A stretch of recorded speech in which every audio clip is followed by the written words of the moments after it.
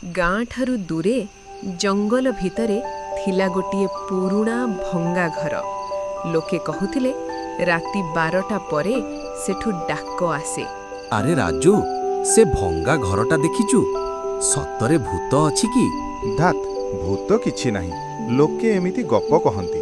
କିନ୍ତୁ ରାଜୁ ଜାଣି ନଥିଲା ସେଇ ରାତିଟା ତାଙ୍କ ଜୀବନ ବଦଳାଇ ଦେବ। ରାତି 12ଟା। ହଠାତ୍ ରାଜୁର ମୋବାଇଲ ବାଜି ଉଠିଲା।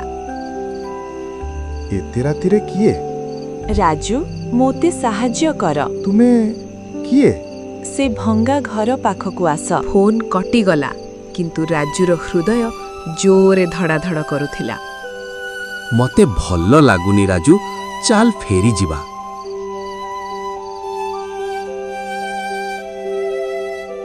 ଭଙ୍ଗା ଘର ଦୁଆର ଆପେ ଆପେ ଖୋଲିଗଲା।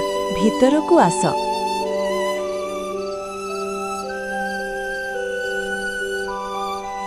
ହଠାତ୍ ଆଲୋକ ଜଳି ଉଠିଲା। ଦେବାଲରେ ଗୋଟିଏ ପୁରୁଣା ଫଟୋ।